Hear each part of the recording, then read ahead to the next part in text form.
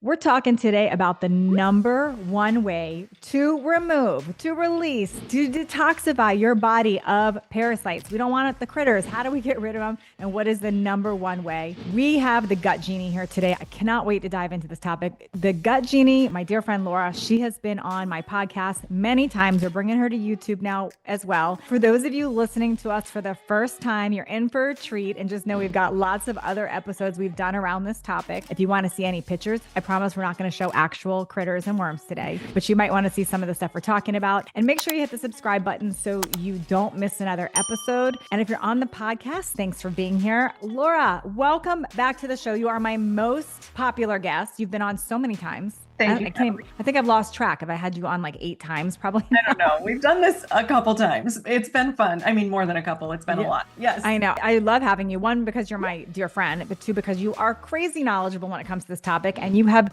changed the lives of so many people I know, including myself and many, many, many of my clients. I know you're like that natural next step when people do my Thrive program. So let's dive into it. Today, we're going to talk more about those critters and what's going on, because there's a lot of weird things happening on the internet around parasites. I know, right? There are. It seems like everybody's jumped on the parasite wagon. So clearly we've done a good job of bringing awareness, but I will say that the majority of people are giving bad advice out there. They are. That's this is a very personal thing to mine. I'm not going to go through the whole crazy long story again, because many of you have heard Laura on before, but just to give you a little gist of what happened here. A couple years ago, gosh, it was already almost a couple years ago. I was having my own really weird health challenges, and I just chalked it up like everybody else does to menopause, perimenopause. I'm like, it's just the hormone thing. That's what's going on. But I could not shake it. I was definitely gaining weight. I had lots of pain in my body. I had a lot of excuses as to why I had pain and weight, a lot of reasons. I'm like, I had surgery, I had all these things. But the thing that really got my attention was a blood sugar dysregulation. I had an off the charts blood sugar dysregulation. My doctor had asked me to start wearing a CGM, a continual glucose monitor, because my blood sugar, my A1C, which is your average over 3 months, and your fasting blood sugar were not normal. They were in the pre-diabetic mode, which didn't make sense for someone who works out and eats as well as I did. So she had me wearing a CGM. My blood sugar was not in normal zone. It would go up to like 250 from eating after I'd eat, like not even having sugar, it would jump up. And I couldn't understand what was going on there. I was looking at Western medicine, and Laura, being my friend, kept tapping me going, parasites can cause blood sugar dysregulation. That's the first thing you said to me. Do you remember that? Yeah, I know. But Laura, I'm working with a doctor. We've got this. We're going to do all these other things. I'm like, okay, but I think we should really look into this. And by the way, when I went right to my doctor and said, and I went to like a pretty savvy, not just Western medicine doctor, and I said, I just heard that I possibly could have parasites. They looked at me cross-eyed. They're like, no. And they did like a wrong type of test, which we're going to get into to figure out. And they're like, no, you don't have parasites based on this wrong, whatever type of test they did. But long story short, I ended up in the hospital for 2 days trying to figure this out. Nothing was helping me. Laura's information changed my whole life, because when I actually stopped listening to what others were telling me, and I listened to Laura, and I did the test that she suggested, and I worked through her protocol patiently. Not only did I see things leave my body, like physically see them. So no, it's not pseudoscience. I saw them leave my body. They are gone. They're out to sea now. But my blood sugar normalized. My weight went back to normal. Everything went back to normal. Everything normalized after that. So I was a huge believer. And then many of you have heard this story before, but I started shouting from the rooftops about this need to look at parasites. Yeah. I mean, so many of our listeners right now are suffering from this and don't realize it. And the symptoms are not necessarily digestive in nature. As Natalie just explained, she had high blood sugars. But for some people, it's an unrelenting fatigue. For some people, it's brain fogginess. For some people, it's skin irritations and rashes and acne and psoriasis and dermatitis and all these irritations of the skin that nobody can seem to figure out and get rid of. For some people, it's joint pain. For some people, it's just this underlying feeling of no matter what I do, I can't get well. Sure, there's digestive symptoms for some people, but some people never have a single digestive symptom. Which I had none. You know what? Actually, that's not true. I would say I have none. There is one thing I did have, and I would sometimes after meals, sometimes have a bloated feeling. But again, I just put it in the hormone bucket. Like, oh, it's got to be hormones. Mhm. That was Yeah. the only thing, but no stomach pains. Yeah, I find that a lot of people blame hormones, blame their thyroid, blame their adrenals, and there's underlying something deeper going on. All of those things are very important to work on, Mhm. hugely important. You should get your thyroid checked. You should get your hormones checked. You should work with somebody to support cortisol levels, right? Or adrenal. But usually there's some underlying thing going on that's making all of that go haywire. Which I had, which we'll get into. But let's first get into some of the nitty gritty about parasites. I want to ask you like just some hardcore facts here. Like, how many people actually have parasites? Like everybody. Like everybody. Well, the World Health Organization estimates smaller than everybody. They estimate around 1 in 4 people last time I read some of their data. I think that's an underestimation because it's just what's reported. I think there's a lot that's not reported. I would go out on a limb and say at least 50% of people have parasites. And we know that parasites are also an answer to a toxin problem in our body. And we do live in a very toxic world and we're full of toxins. We can get into that too. Yeah, I want to know. I want to understand that because that's what was happening to me. It was an answer to a massive toxin, two of them that I was exposed to. What does that mean? Can you explain that? Because I think a lot of people don't get that. They're like, oh, well, I use non-toxic shampoo. I'm fine. What does that mean? Yeah, there's a lot of buckets of toxins that we're exposed to. I mean, we're exposed to toxins in our water, our air, our food containers. Like even if you're buying organic food, a lot of time it's packaged in something that's toxic. We're exposed to toxins in our hygiene products like our shampoo, body wash, deodorant, toothpaste, lotion, makeup.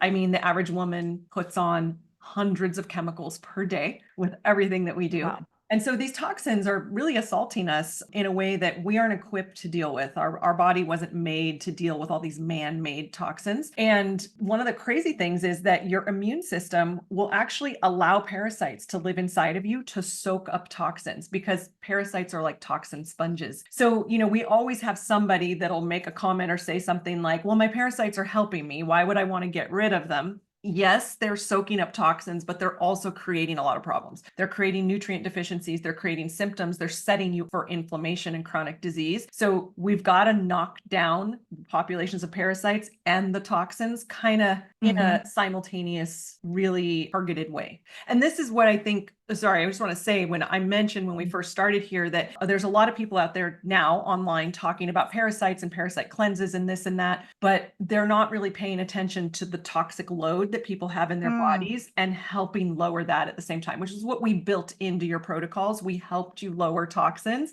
while we got parasites out so that as you moved those parasites down, you didn't get sick. All right. I got a lot of questions now coming up from what you just said. Number one, I know some of you listening think that I've got two camps of listeners right now. I already know. I can already see their faces.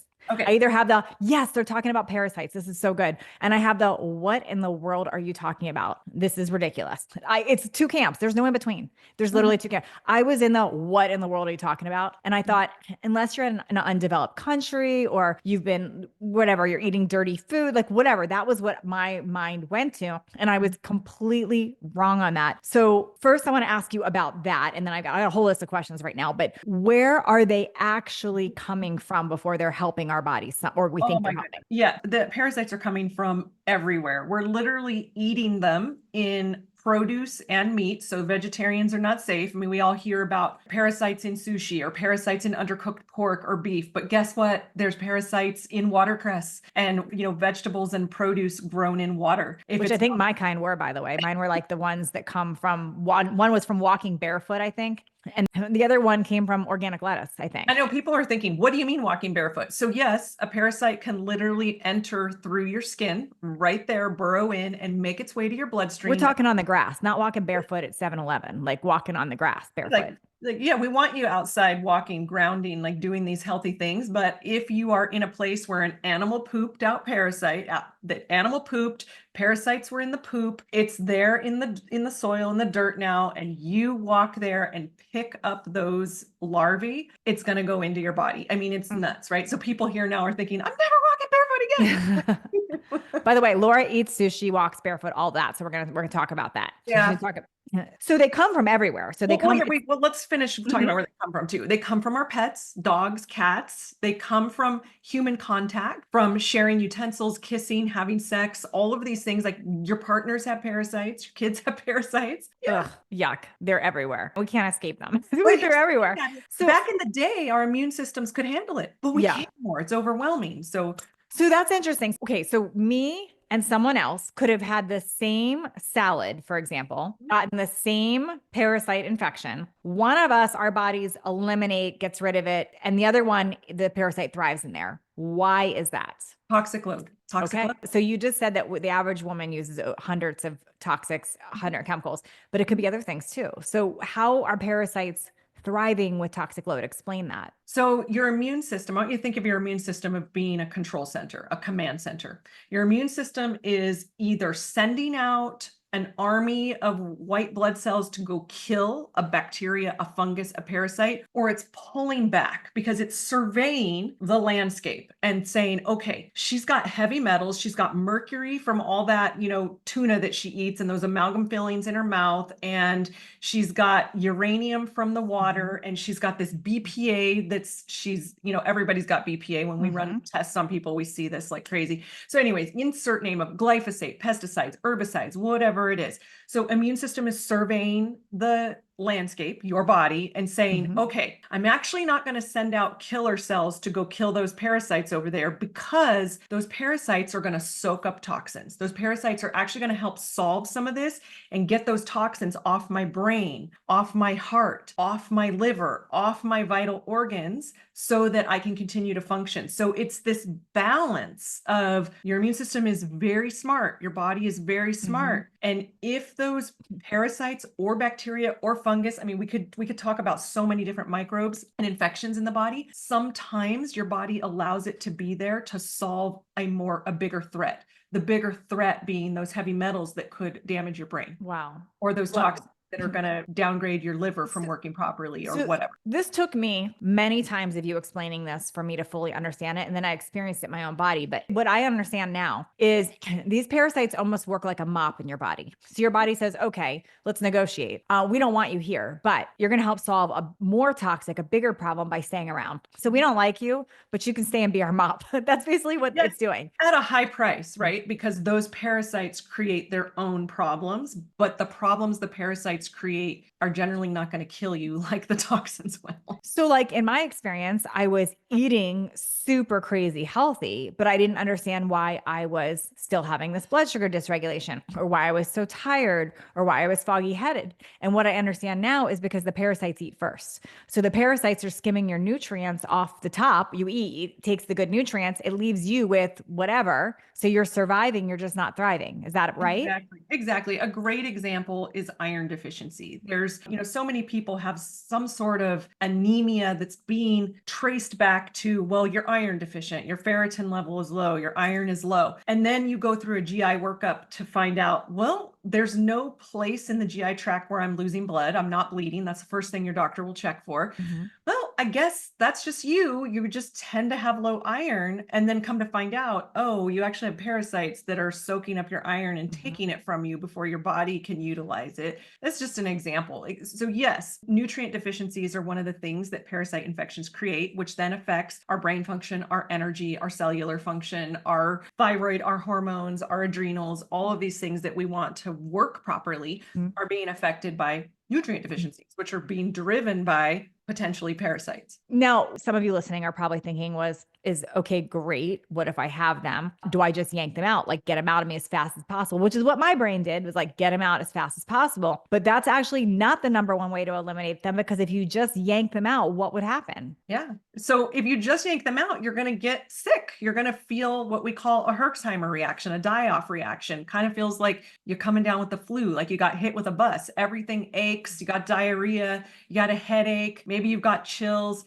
and you experience that. And then you decide in that moment, I'm never taking that supplement or herb or protocol ever again, because that just made me feel worse than when I started. So there are steps that need to happen prior to parasite cleansing so that you don't actually make yourself feel worse or harm yourself. So if you yank them out, aside from the Herxheimer reaction, which makes sense, are you also going to be loading your body up with the other toxins? So like, for instance, if you've got heavy metals or you've got mold or whatever it is, do you now, if you don't have this parasites there, does your body also get flooded with that? Exactly. And as you kill parasites, if you aren't properly eliminating them and drawing them out as you kill them, like you said, they're like a mop, like a sponge. They're full of toxins. Guess what? All those toxins get recirculated back into the body. So that's the heavy metals, the mold mycotoxins, the environmental toxins, the herbicides, the pesticides, all the stuff that they were storing just gets recirculated back in. And then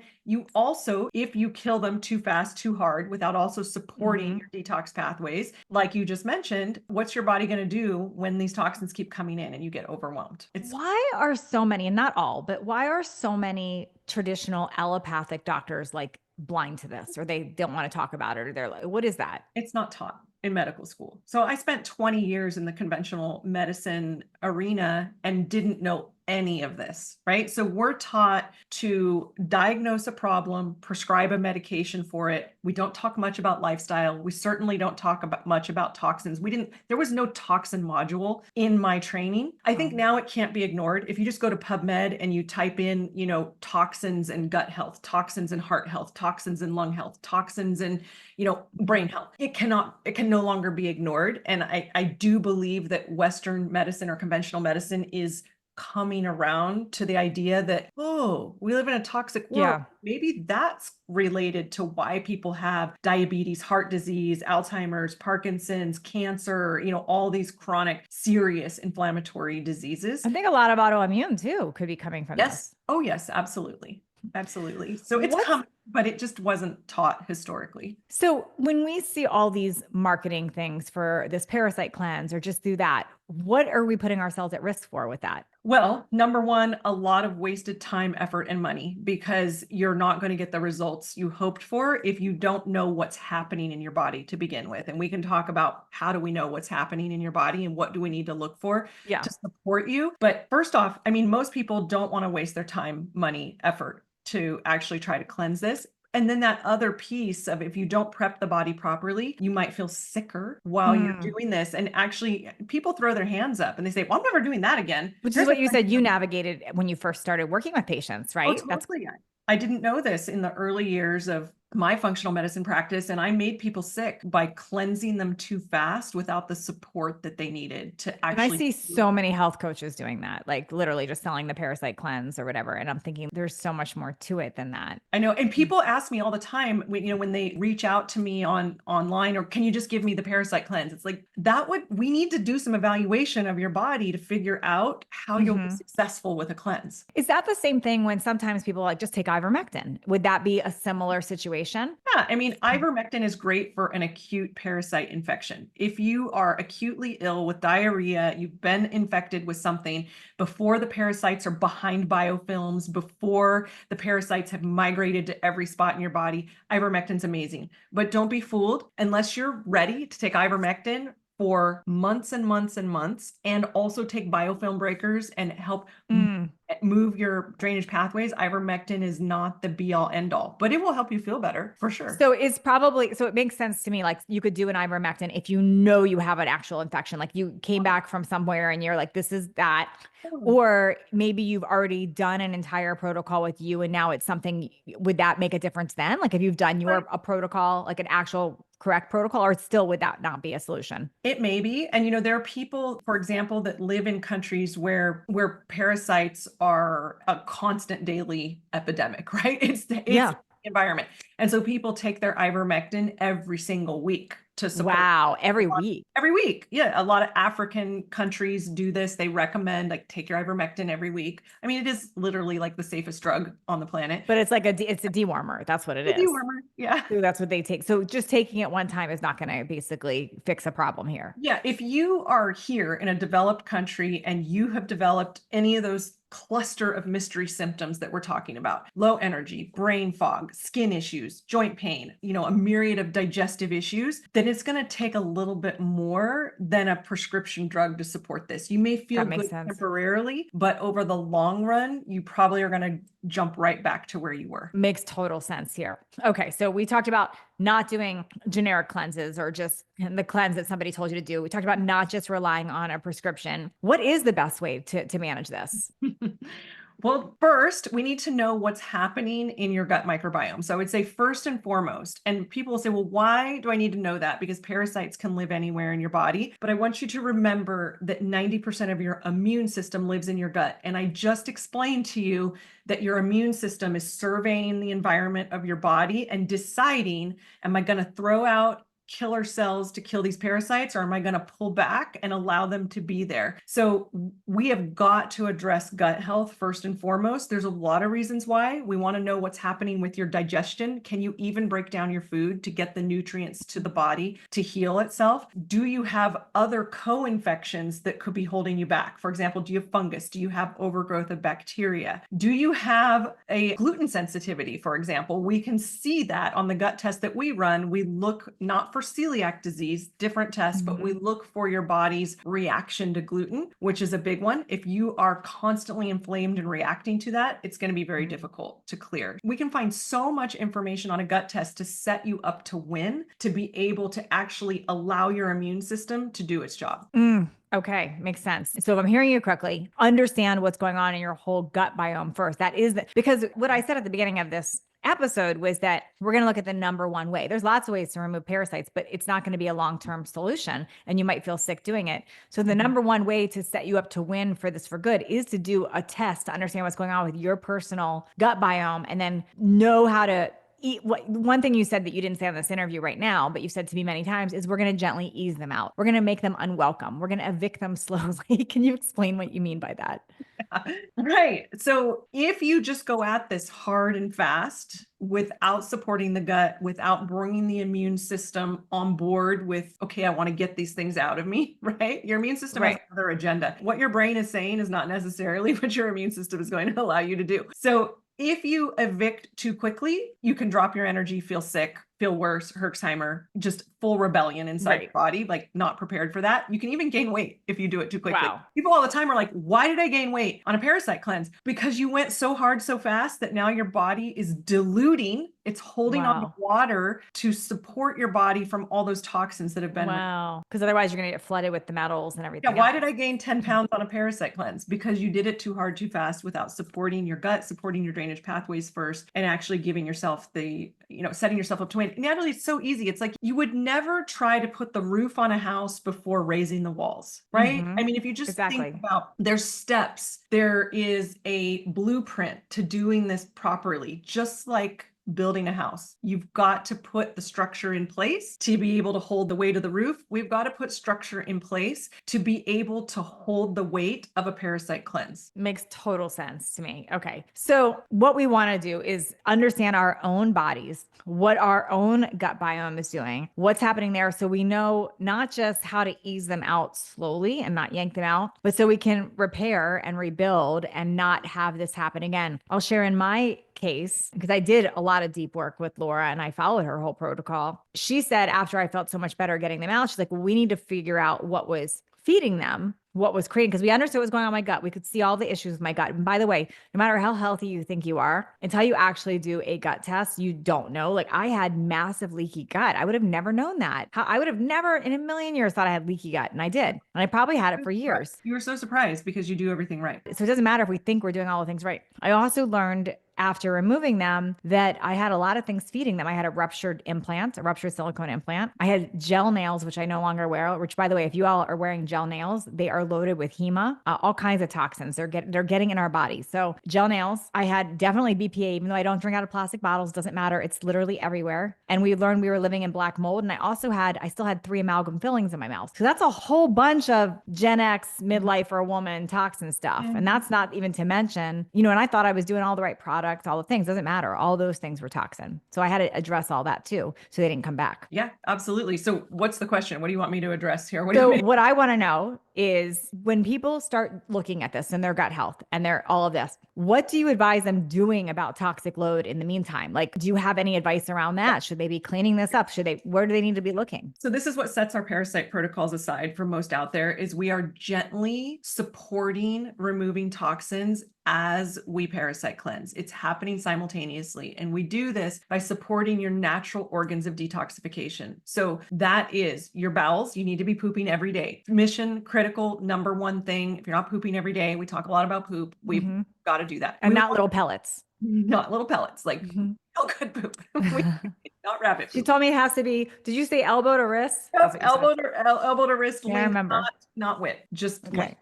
Okay. And just add it all up. Doesn't have to come out. So it could be like this, but it has to be long. Yes. And it doesn't have to come out all in one sitting. You can go multiple times a day, kind of like visualize, oh yeah, that looks like it's about 1.5 feet long. Didn't you say the average person has like 7 pounds or something? Something like that, 7 to 10 pounds Oh of my gosh. picked up old stool in their bowels. Yeah, I know it's crazy, right? Ugh. We want to support these organs of detoxification. That includes your lymphatic system. It includes your fascia. It includes your kidneys, your liver, your lungs. Everything should be actually funneling towards your bowels and away from your skin. If you've got toxins coming out your skin, that's not good. So toxins coming out the skin manifest as rapid aging, Oh my gosh. as flares and irritations, dermatitis, pimples, acne, all of these things can be a sign that you've got toxins coming out the skin. We want to funnel it out the bowels. All toxins should go that direction. So this is how we do this is we gently support these pathways in the body. And we do this with herbs, with supplements and herbs. And as we do that, we layer based on what your current gut is. So this is not like just everybody take these herbs. You got to look at what's going on with your gut. Right. We want to know what's happening in your gut because we want to know, do you need pancreatic enzymes? Like, do you even produce enough? Do you have a problem going on in your stomach with H. pylori where perhaps you have a low hydrochloric acid? Like all of these Which things, I did, by the way, too. That was another and all of wonderful these, gift I had. correct. All of these things are important for successfully eliminating parasites and then opening those drainage pathways. And the interesting thing is when we start opening that up, people feel the best that they have in years. And actually we find out that people have normalized their symptoms. They think that this is normal. This is my new normal, this, slump of energy at 2 p.m. Like that's it. I got to get everything done by 2 p.m. because I'm no good after that. Or that second wind of energy that people get around 9 o'clock at night. You're supposed to be winding down and going to sleep and then bing, you're awake and you want to keep doing stuff. That's not normal. You shouldn't be doing that. I mean, so many people realize, oh, I'm sleeping better. I've got energy that lasts all day. My brain's working. My skin's clearing up. My hair's growing. My nails are growing. Like things that I had taken for granted that used to be normal when I was younger. I thought it was a normal part of aging. It doesn't have to be. By the way, Laura is still a fan of cleaning up your diet, working out, optimizing your hormones, checking your thyroid, but she looks at things as an order of operation. Could you explain what that means? Yeah, so it is really important. I work with a hormone doctor myself. And I recommend that my community works with hormone doctors and that my community makes sure their thyroid is in check. But the order of operations is to go deeper than the organ dysfunction. So a hormone system dysfunction, a thyroid dysfunction, an adrenal dysfunction, there's something under that. And underneath that is often infections like parasites, fungus, bacteria, in toxins, which we spent a lot of time talking about, nutrient deficiencies, and also stress and trauma. So those things are the first place we look to help supporting people to build on top of, all these other systems in the body that you want to correct. So if you didn't do any of the things I just recommended looking at, and all you did was test your hormones or your thyroid and then take a prescription or a supplement for that, you're missing building that foundation. So you're literally putting the roof on before you actually raise the walls. And that it doesn't work. It sets you up for constant failure and frustration because that prescription or that thing you're getting might work for a little while. And then you get it tweaked again or increased. Well, I know you all have more questions. So I'm going to tell you how you can learn more and have your questions answered by the Gut Genie herself, which I named her that, by the way, the gut, because that's so fitting for you. You are the Gut Genie. If you go to midlifeconversations.com/gut, midlifeconversations.com/gut. And I'm going to put a link below too. We've done this before. It is super fun. You want to be part of the party. We're going to do a live get together over Zoom. We do a live interactive workshop where she's going to go a lot deeper on where we're getting the parasites from, like where are they coming in, what they can actually create in our body if we don't address them correctly, how to test and address them correctly. And then she's going to be answering all of your questions, like actual real time answer your questions. It is a totally free workshop. You just have to save your spot. We do a special together when we do this. This is, gosh, how we've done this probably 5 times. This is like our fifth time doing it. Yeah.